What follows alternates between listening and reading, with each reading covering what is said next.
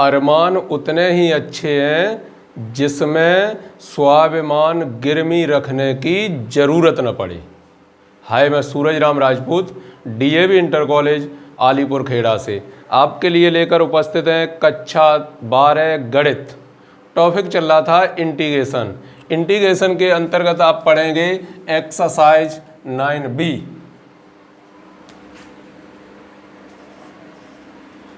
प्रश्नावली 9B part number 4। Part number 3 तक प्रश्नावली 9A को डिफाइन किया गया है। आइए देखते हैं एक्सरसाइज 9B और इसमें पहले कुछ चर्चा कर लेते हैं। चर्चा किस तरीके की?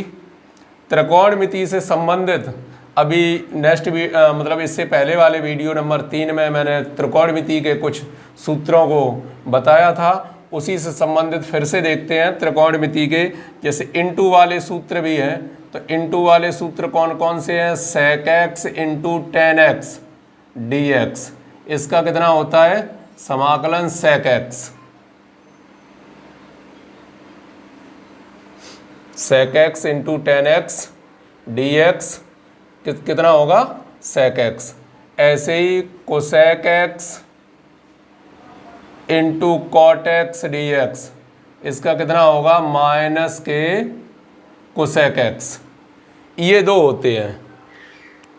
अब ये तो पहले से कन्फर्म हो चुका है बहुत अच्छे से, क्यों? अपॉन में आप त्रिकोणमिति का कोई भी सूत्र का जो भी है समाकलन नहीं जानते, अंश के रूप में पहुंचाना पड़ता है। तो ये अंश के रूप में लिखे हुए हैं। अब जैसे आपको पार्ट अगर इस तरीके से मिलता है तो देखिए किस तरीके से उसे कवर करेंगे। जैसे आपको मिला sine x upon cos square x d x. Single function बनाना है या जिसका भी सूत्र जानते हैं वो बनाना है, बटे वाले को हमें समाप्त करना है। जो भी लिखा है डिनोमिनेटर में उसे हमें समाप्त करना है। तो कॉस स्क्वायर एक्स को अगर ऊपर ले जाते हैं तो क्या बनेगा? सेक स्क्वायर एक्स, और sec square x sine x, double function लगाना पड़ेगा। कोशिश करते हैं सिंगल फंक्शन में काम चल जाए। तो फिर कैसे होगा इसका समाकलन? आई बराबर, तो क्या किया? जो कॉस स्क्वायर एक्स लिखा है उसे दो जगह लिख लिया, एक तो 1 अपॉन कॉस और एक क्या? साइन बटे कॉस। तो 1 बटे कॉस क्या होता है? सेक एक्स, और साइन बटे कॉस क्या होता है? Tan x d x. अब प्राप्त हो गया आपको sec x into tan x, तो इसका समाकलन क्या होगा? Sec x plus C. इसी प्रकार आई बराबर ऊपर लिखा है कॉस एक्स और अपॉन में लिखा है sine square x d x. तो इसका जब समाकलन करने जाएंगे तो किस तरीके से होगा? जो अपॉन में लिखा है साइन स्क्वायर एक्स उसे लिख दिया 1 बटे साइन, और ऊपर है cos x upon sine x d x. तो ये क्या बन जाएगा? कोसेक एक्स, और ये क्या बन जाएगा? Cot x d x. तब आप इसका समाकलन जानते हैं cosec x plus c answer. इस प्रकार इन दो सूत्रों को अच्छे से कवर करके रखेंगे सूत्रों के रूप में, कि जिससे कैसे हमें सॉल्व करना है। अपॉन में साइन स्क्वायर एक्स या कॉस स्क्वायर एक्स आता है तो 1 बटे साइन कॉस बटे साइन, 1 बटे कॉस साइन बटे कॉस, इस तरीके से तोड़ के तब उसे हल करने की कोशिश करेंगे। ठीक है, आइए देखते हैं एक्सरसाइज।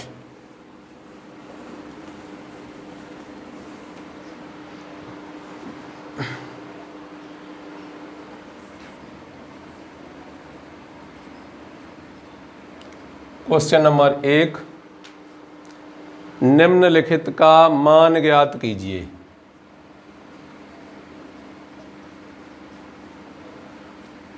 निम्नलिखित का मान ज्ञात कीजिए। क्वेश्चन नंबर 1 पहले क्वेश्चन के अंतर्गत दिया गया है इंटीग्रेशन कोष्टक e पे power x plus 2 sin x minus 3 cos x dx। Answer let I equal to integration bracket e पे power x plus 2 sin x minus 3 cos x dx। तो क्या होगा, ये अलग अलग सेपरेट हो जाएंगे अलग अलग सभी के साथ।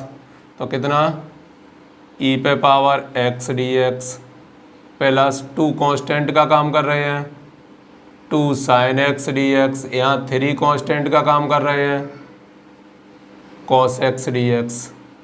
e पे पावर x का समाकलन e पे पावर x ही होता है, ये तो सदाबहार है। e पे पावर x का चाहे अवकलन हो और चाहे समाकलन हो, e पे पावर x का e पे पावर x ही रहता है।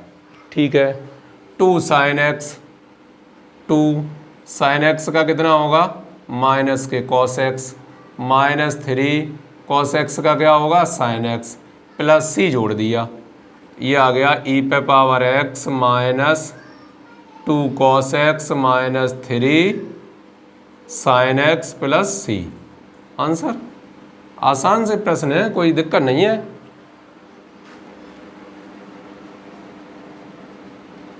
क्वेश्चन नंबर 2, प्रश्न नंबर 2 के अंतर्गत देखें क्या है। प्रश्न नंबर 2, इंटीग्रेशन कोष्टक x square minus cos x plus sec x tan x d x, sec x tan x d x. इसे आपको अच्छे से समझ में आ गया होगा, नहीं आया हो तो फिर से रिपीट करते हैं, एक बार देख लीजिए। इसका हमें टोटल का कोष्टक लगा हुआ है, लास्ट में लिखा है dx।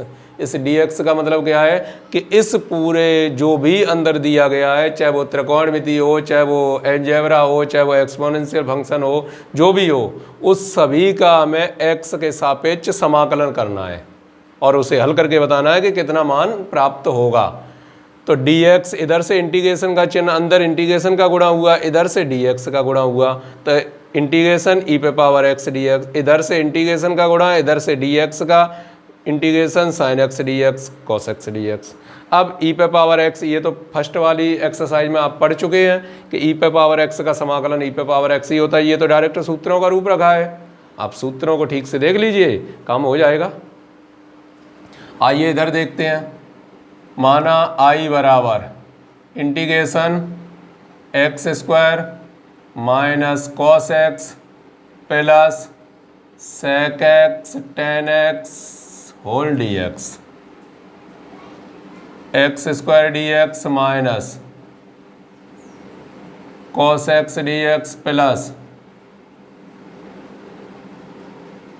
सेक x tan x d x. X square का कितना हो जाएगा x cube upon 3, cos x का कितना होता है sine x plus sec x into tan x का क्या होता है सेक एक्स प्लस सी। और आंसर केवल सूत्र रखे हैं बस। अलजेब्रा के अंतर्गत आप पढ़ चुके हैं, पावर वाला है, एक पावर बढ़ जाती है, उतनी पावर कहाँ आ जाती है बटे में। एक्स स्क्वायर का क्या होगा एक्स पावर 3 बटे 3, कॉस एक्स का जानते हैं sine x, sec x into tan x अभी लिखा ही था, कितना होगा सेक एक्स प्लस कॉन्स्टेंट उसका जोड़ दिया प्लस सी। अगला प्रश्न question number 3,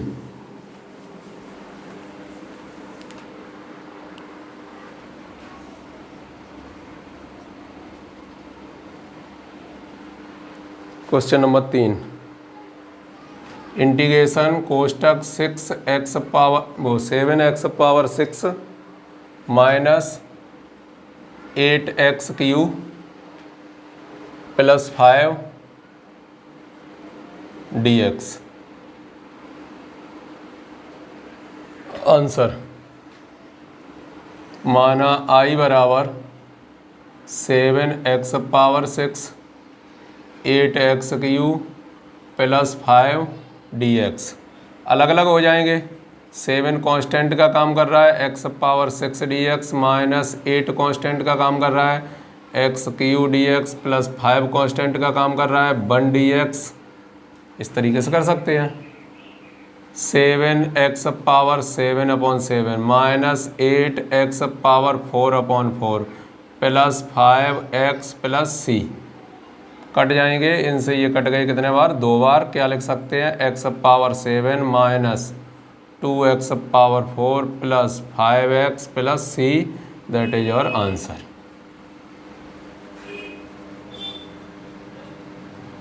question number 4,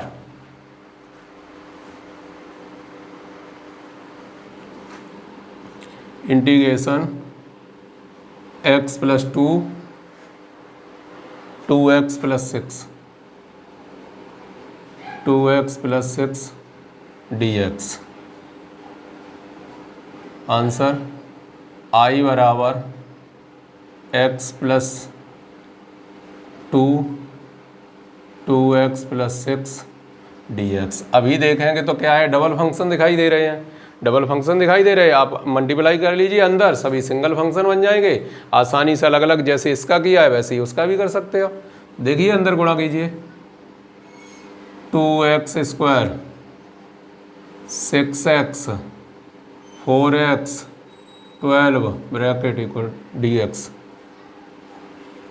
2x square 10x 12 dx। अलग अलग हो जाएंगे, 2x square dx 10x dx 12 1 dx, 2x Q upon 3 10x square upon 2 12x plus c। इनसे ये कट जाएंगे कितने बार? 5 बार। जो कट जाए उन्हें काट दो, उसमें क्या दिक्कत है? 5x square plus 12x plus c, that is your answer. काफ़ी अच्छा लगा होगा आपको सवाल। आप ऐसे डायरेक्ट डबल फंक्शन का सूत्र नहीं जानते, अभी मैंने नहीं बताया आपको, तो सिंगल फंक्शन बनाने के अंदर गुणा कर लिया, गुणा करने के बाद अलग अलग पार्ट हो गए, सभी का जानते हैं, सब अंश के रूप में पहले से लिखा ही हुआ है। केवल वही है कि डबल फंक्शन ना बन पाए। अगर डबल फंक्शन बन जाएगा तो डबल फंक्शन का सूत्र लगाना पड़ेगा आपको।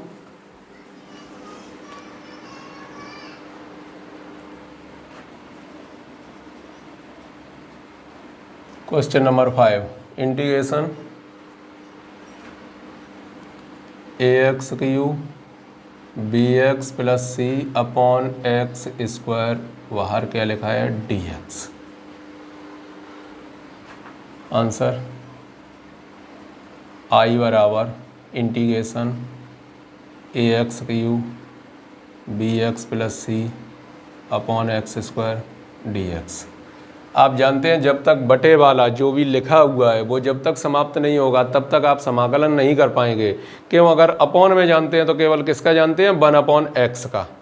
और अगर ये ऊपर ले जाते हैं तो होल पावर -2 डबल फंक्शन बन जाएगा। जबकि हमें फंक्शन तो सिंगल रखना है, तो सिंगल रखना है। यहाँ कभी भी ऐसी आवश्यकता नहीं होती कि अलग अलग रखे हुए हैं उसका एलसीएम लिया। कभी भी आप एलसीएम लेने की गलती न करें। लघुत्तम लेने की जैसे ही गलती की, समझ लो आपका क्वेश्चन बिल्कुल गलत, शुरू से ही गलत। एक भी नंबर आने का चांस नहीं है उसमें, चाहे वो क्वेश्चन कितने भी नंबर का हो। तो लघुत्तम लेने की कोशिश कभी मत कीजिएगा जब आप समाकलन कर रहे हो तब। तो अलग अलग कर दिए, इनके बटे में ये, सबके बटे में अलग अलग कर दिए, तो क्या क्या बनेगा? ax Q upon x square, bx upon x square, c upon x square और लास्ट में dx। इससे 2 घातें कट जाएंगी, इससे 1 घात कट जाएगी, वो वैसा ही रहेगा। यहाँ क्या आया? ax dx plus b 1/x dx plus c upon x square dx। A constant का काम कर रहा है x dx, b कांस्टेंट का काम कर रहा है 1/x dx, c कांस्टेंट का काम कर रहा है x पावर -2 dx। आप जानते हैं ये बटे में था, 1/x का समाकलन पहले से पता है। इससे ज़्यादा पावर हो जाती हैं तो भी ऊपर ले जाते हैं, कम पावर होती हैं तो भी ऊपर ले जाते हैं। केवल 1/x की कंडीशन में यहीं पर रखते हैं बस। तो क्या होगा? ax square upon 2 B log x base e C x power -1/-1 plus C dash A x square upon 2 B log x base e -1 minus चिन्ह तो आगे आ जाएगा -c/x plus C dash, that is our answer. इस प्रकार के प्रश्न जो शेष बचे हुए हैं वो फिर से लेकर उपस्थित होंगे। तब तक करो कुछ ऐसा दुनिया करना चाहे आपके जैसा। जय हिंद।